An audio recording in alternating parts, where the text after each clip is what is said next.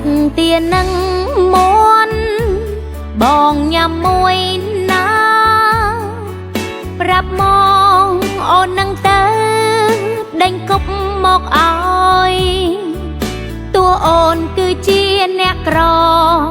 រឿងស៊ីបងកុំព្រួយឡើយអត់មន់គប់មន់គេឲ្យហ៊ានណាស់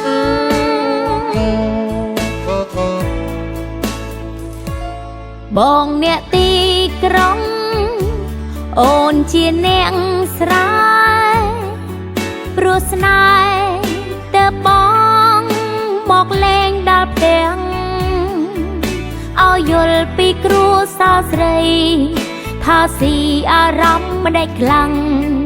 ការប៉ិតអូនក៏លួចខ្មាំងតិចតិចដែរឃើញឆ្មាអូនទេឃើញឆ្កែអូនទេរត់មកហេស្វាគមខ្លាំងណាស់កន្ទុយវាបងល្វិចល្វិចមើលទៅចូលចិត្តបងណាំងតែបងកុំយកដៃប៉ះប្រយ័ត្នវាខំ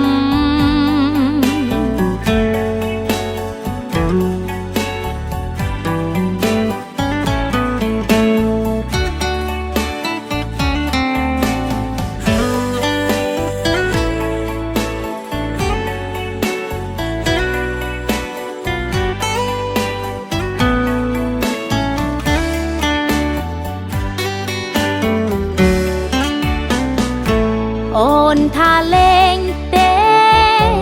បងកុំខឹងណាពួកយើងរក្សាស្នេហ៍ស្មោះរាប់ឆ្នាំនៅពេលយើងរៀបការរួចអូនចង់បានកូន4 5ស្នេហ៍យើងស្មោះមិនប្រែស្រាំក្រឡាំងឃើញឆ្មាអូនទេឃើញឆ្កែអូនទេរត់មកហេស្វាគមខ្លាំងណាស់កន្ទុយវាបងល្វិចល្វិចមើលទៅចូលចិត្តបងណាំងតែបងកុំយកដៃប៉ះប្រយ័ត្នវាខំកន្ទុយវាបងល្វិចល្វិច